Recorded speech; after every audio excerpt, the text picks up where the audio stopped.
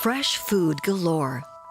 In Germany, we're used to supermarkets brimming with produce, but often it has come from far away. That makes our supply chains vulnerable. The war in Ukraine is revealing our limitations. We can tell from the empty shelves what didn't come from Germany.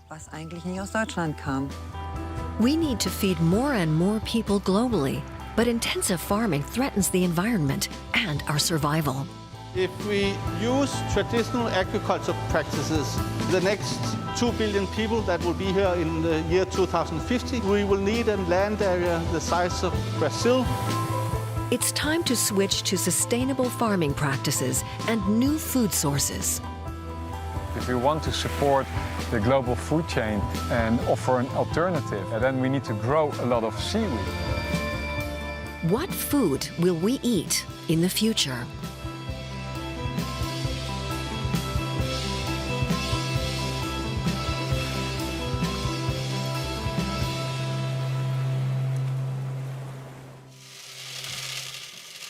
Farmer Jonas Schulze-Niehoff has been refining this recipe for a long time.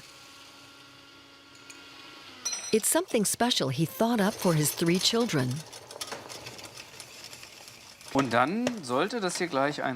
This is going to be a kind of chickpea tofu. I'm going to cut it into little fish shapes for my children. Then I'm going to fry it a bit, so it gets that extra bit of flavor. It's a meal made almost entirely from chickpeas, and that comes, apart from the spices, entirely from local production. Chickpeas, or garbanzo beans, are a protein-rich pulse from the Middle East that the farmer has begun to grow in eastern Germany. He thinks agriculture and eating habits need to change. How should we eat in the future? Eating schnitzel every day isn't good, and it probably isn't good to eat just lettuce every day either. Variety, I think that's the most important thing. That means we don't have to go without anything, but it means that our food is very varied and nutritious.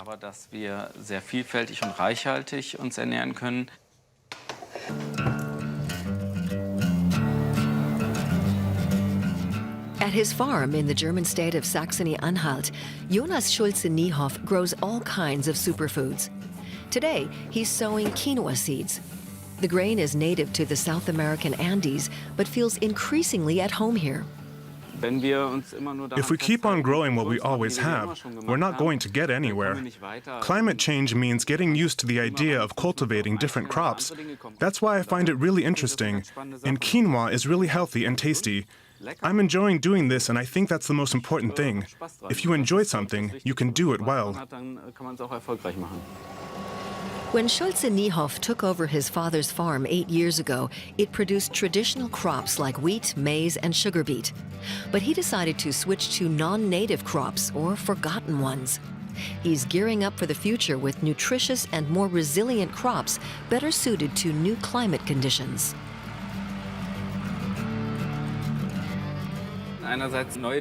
On the one hand, I want to try out new things, and on the other hand, I want to have long-term goals. That's important to me. My father always said farming is about thinking in generations, and I try to live by that principle. So-called superfoods like quinoa are becoming more popular due to their high nutritional value. But demand for quinoa here is driving up prices in South America and threatening their supplies. Yet this hardy pseudo-grain now thrives in Europe, too. It makes much more sense to produce things locally if it's possible. A certain degree of globalization will always remain, I'm sure. But we save an amazing amount of energy and emissions by avoiding unnecessary transportation. And of course, it would be great if we could grow our own food supplies. New drought-resistant crops could help. In Saxony-Anhalt, spring rainfall is dropping and summers are getting hotter and drier. Quinoa is a timely solution. It needs a third of the water required by wheat.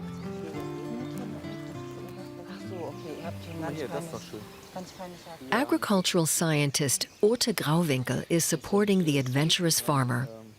Together, they're checking how the first seeds of the year are developing. This has come up quite well. Yes, it's coming up quite well in the field, but there's a lot of weeds growing up between, and we can't see the rows of seedlings from the tractor. So we can't use machinery for hoeing yet.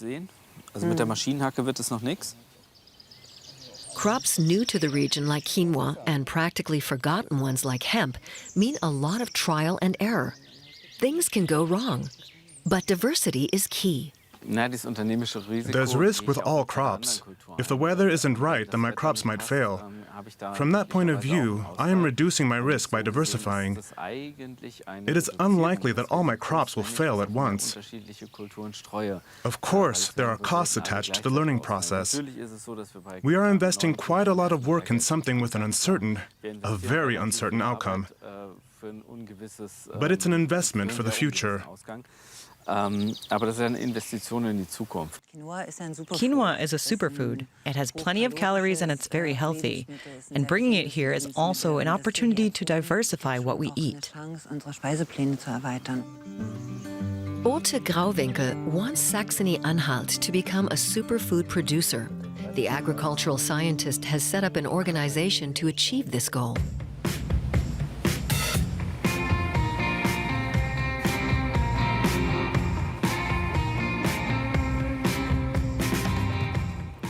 Joost Wouter's vision for farming in the future doesn't involve cultivating the land at all. Hey, Captain Kayak! On board with him are German marine biologist Sylvia Strauss and developer Lineke Hohmann. Their workplace is, in a sense, underwater. 1, 2, the fourth? Yeah. Yeah. From which side? Sorry, I didn't Oh, 1, 2, 3, 4, from here. Fourth from here. Down in the water, there is something that they would like to see enriching the diets of people in Europe: seaweed.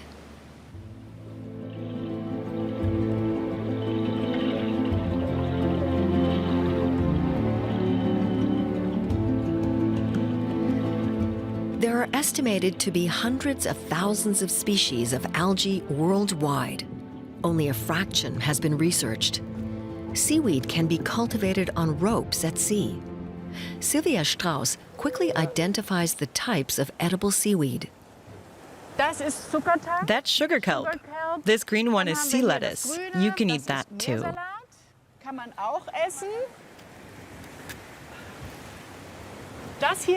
And that's wakame. It weighs at least maybe 3 or 4 kilos. 3, 4 kilo? That is a nice piece, Sylvia. That's for dinner tonight. In Europe, this slippery stuff is still regarded with a little suspicion. In many parts of Asia, by contrast, seaweed has long been popular. Wouters would like to see it catch on in Europe, too, and help make our diet healthier and more diverse. Now, the world mainly eats rice, wheat, corn, and meat. That promotes the rise of monocultures, makes us dependent on just a few types of food and vulnerable to crisis. If we want to support the global food chain and offer an alternative or relieve the stress on the current system, then we need to grow a lot of seaweed. 4 years ago, Wouters set up the Seaweed Company. Before that, he worked for an unhealthier part of the food and drinks industry. He was a manager for a big soft drinks company. The birth of his son led to a rethink. Now I'm making plans to get children drinking more of those beverages, but if my boy gets older, I don't want him to drink that. And then I realized that those big companies that exist, it's very hard for them to change. Actually, I don't think they can change. They want to, and they write it on their social media, but in the end, it's just nothing. Currently, his company operates 9 seaweed farms, cultivating the species that are native to the local ecosystems. The beauty of seaweed is that it grows in water. We don't need land. It doesn't need fertilizer. It doesn't need fresh water. Seaweed also absorbs a lot of CO2, a lot more than most things grown in soil, because it develops a lot faster. So if you roughly calculate every 1,000 kilograms of wet seaweed, has absorbed 120 kilograms of CO2. To help popularize it in the European market, the team is also developing new recipes and products. The area around Magdeburg is one of Germany's corn baskets. Ute Grauwinkel wants to use its fertile soil to start a new trend. Together with her team and farmers like Jonas Schulze-Niehoff, she's introducing new arable crops to Saxony-Anhalt. She's using his farm as a test field.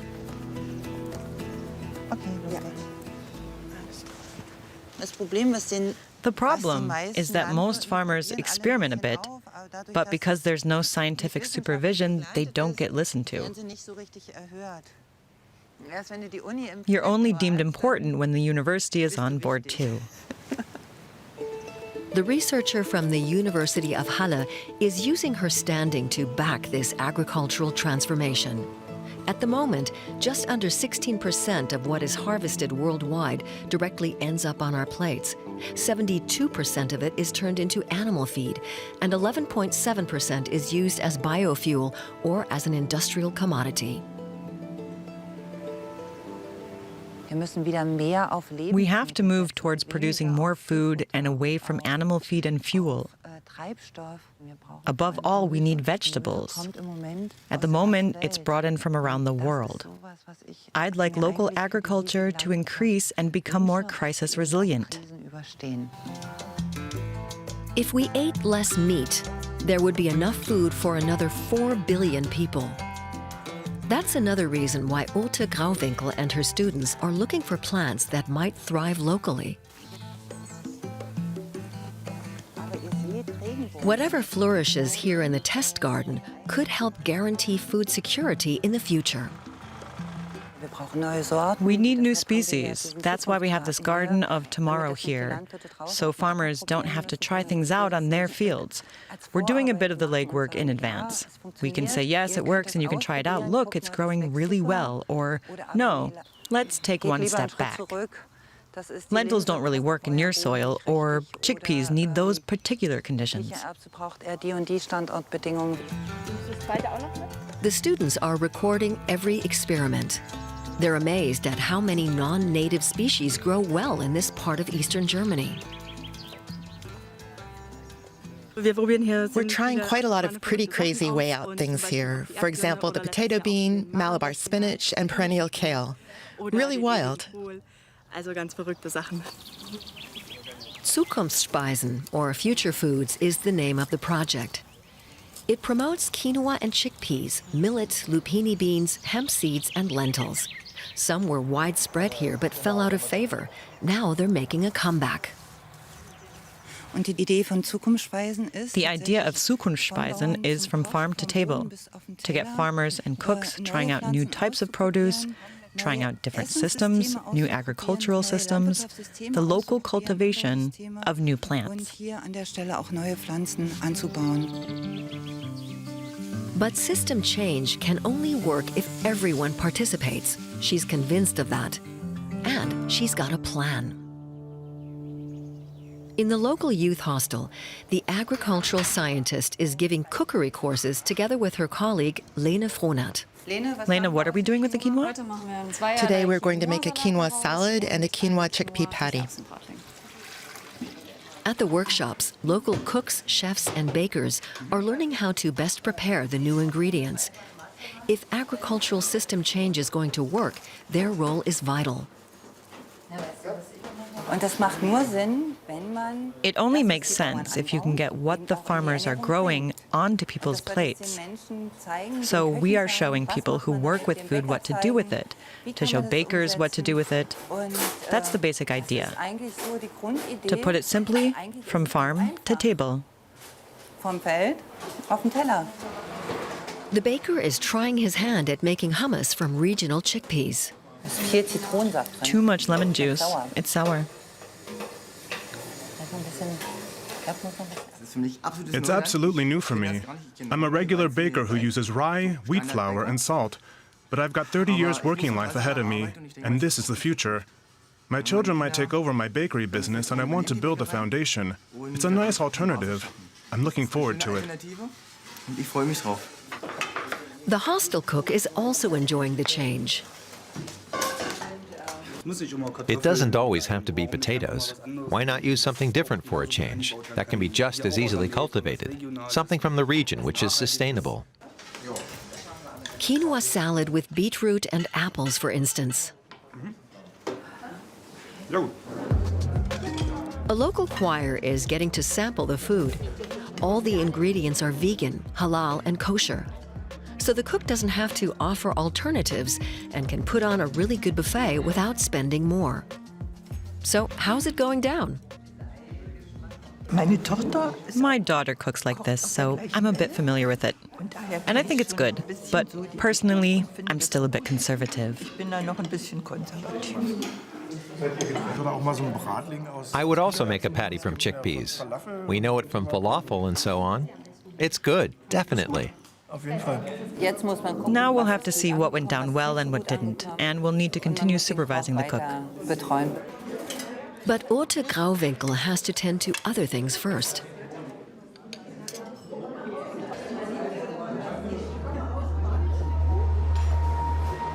An inconspicuous building on the edge of Copenhagen. Could it be the solution for many of our food problems? Owner Anders Riemann certainly thinks so. The name of his newfangled farm is Nordic Harvest. My background is as a financial analyst at an investment bank, and 8 years ago I was sitting doing an incentive program for the employees of the bank, which gave them the opportunity to earn 100% on top of their salary if they were high performers. So then I thought, is it okay just to sit and earn some money for yourself and not do enough for the society?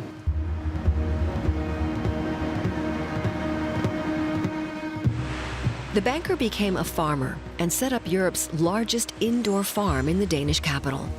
For Anders Riemann, vertical farming is a way to stop the destruction of ecosystems and feed the world's growing population.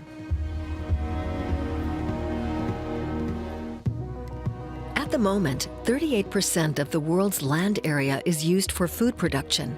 It consumes 70% of fresh water and is responsible for 30% of greenhouse gas emissions. At Riemann's eco-friendly vertical farm, crops grow without any soil at all. This is the roots growing directly in the water. The roots absorb nutrients from water more easily than from soil, so they need less fertilizer. The facility is also constantly recycling water. It uses almost 95% less than conventional vegetable farming. But the biggest challenge was finding the right lighting. One day on my way home from the metro at 3 o'clock at night, after going out in the town, I thought, what about LED light? Have they been developed enough to make photosynthesis for plants so you can grow them in layers in water? And in actual fact, 20,000 LED panels were able to function like sunlight and stimulate plant metabolism. The light looks purple because vertical farming combines different light spectrums to promote plant growth. We have LED diodes which we put into an aluminum plate, and the aluminum will absorb the heat and put it out in the room. The temperature here is between 22 and 26 degrees Celsius, ideal growing conditions for salad. And the electricity supply is carbon neutral thanks to wind power. Inside, things grow a lot quicker. There are 15 harvests a year. Outside, only 2 to 4. Vertical farming is independent of the seasons and climate conditions. It's more secure. Now, after Corona and the war in Ukraine, we are very vulnerable for security of supplying food. So we need to be able to have food production inside of the cities as part of the infrastructure. Shorter journeys also mean Riemann saves transport costs and avoids CO2 emissions. It's just a few meters from the shelf to the harvesting machine. Most of the work is done by machines, but the technology is still very expensive. Full-size facility for us would be about 25 million euros, because It's a technology that have just been profitable. So when it's developed further, then it can be profitable in other countries of the world. They are not yet using the facility's entire surface, but already supply 120 supermarkets. When up to speed, the farm could produce some 1,000 tons of leafy greens, 250 times more than conventional agriculture from the same surface area. At the moment, Nordic Harvest only grows lettuce and herbs here, but more vegetables and fruits like strawberries are planned. Hello, Lara. Hey, Anna. How's it going? Good. I came to hear about the results from... German plant scientist Lara Smigielski oversees processes in the vertical farm. She's working with bacteria that will support plant growth. Yeah, they do. Okay, thank you. I think that we have all the technology here at hand, and we have to ensure that we also use it in a positive way for the future. We're doing good pioneering work here to make progress on that front. Population growth means that such trailblazing work is becoming more and more important for millions of people. At the Oosterschelde barrier in the Netherlands, Joost Wouters is tending his freshly harvested seaweed. In the waterside facility, the seaweed is dried or kept fresh in water tanks for further processing. So what you see here is then the seaweed after it's finished. So this is at the end of the season. Beautiful leaves basically you still see them here on the rope. This is nice. So you can see a full rope here, and then we cut it, and then we process it in our products. He is already preparing new spores in glass flasks in a refrigerator, ready for seeding. Here you see the beginning of the whole life cycle. This is where the seaweed babies in a very early stage are growing and kept. And this is where we start the base material for the seaweed. The spores will later be sprayed onto the ropes that will be dropped back into the water. But today, he and his team are trying out a few products they intend to use to stir up the food industry. Finally, some food. Wow, that looks so good. Wow. Look. Tell me, what do we have here? So we have now seaweed sausages and seaweed burgers. Cannot wait. Barbecued meats with seaweed. These sausages aren't made from pure pork, but include 15% seaweed. This beef burger is 30% seaweed.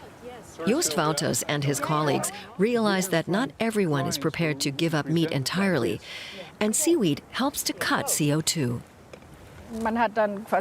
It means you can use 30% less meat. That's less meat to be produced, and of course, it's much more sustainable.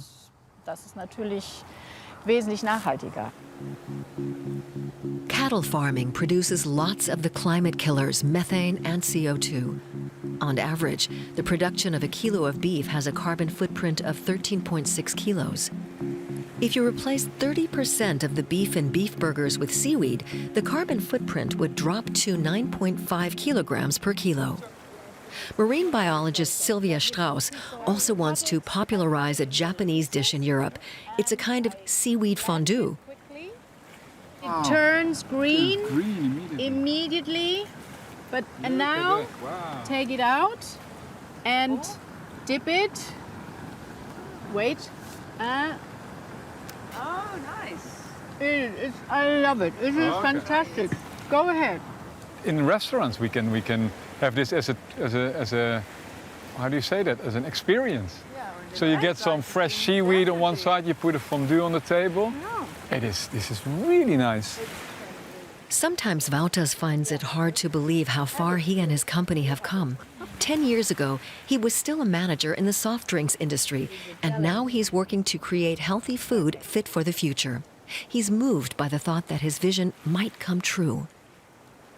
I thought, if we can cultivate seaweed on a big scale and let the world know and benefit from what seaweed can bring and offer alternatives for our food chain, I think then I'm happy man.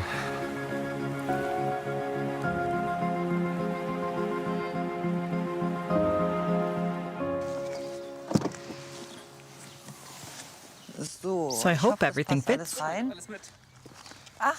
Oh, great. So what do we have? Chickpeas, quinoa, and hemp.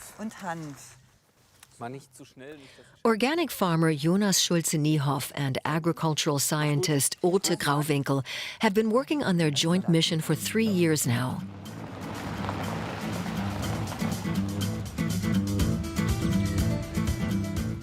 Today, the superfood expert is promoting their climate-friendly and drought-resistant foodstuffs at an organic market.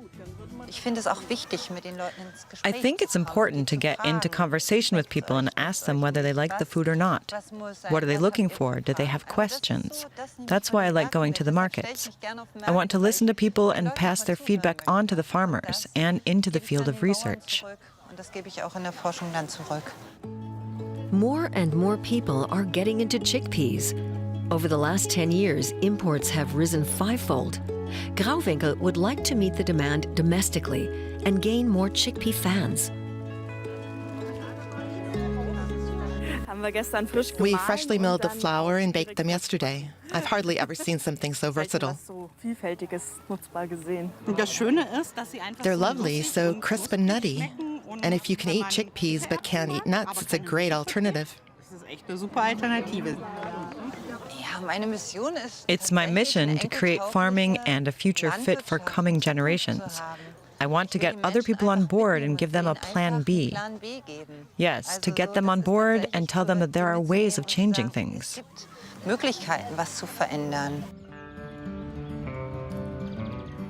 Jonas Schulze-Niehoff's chickpeas are ready for sowing.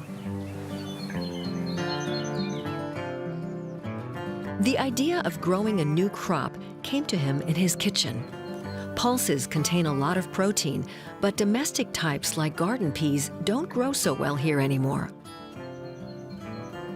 It's more difficult now with native legumes because the weather, the climate has changed.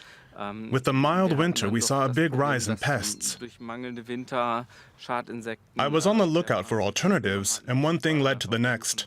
Now I'm growing chickpeas. The farmer's homegrown chickpeas have been on the market for 5 years now, and recently he's acquired a big customer in Berlin who's using them to make kofu, something akin to tofu. We need to eat less meat and more plant proteins. We need more variety than before. And then I think we will be able to feed more people using less land. That's what we have to aim for if we really want to survive as a society, as human beings. Jonas Schulze-Niehoff is already making the switch to a new type of farming, one that could ensure that there's enough food for everyone.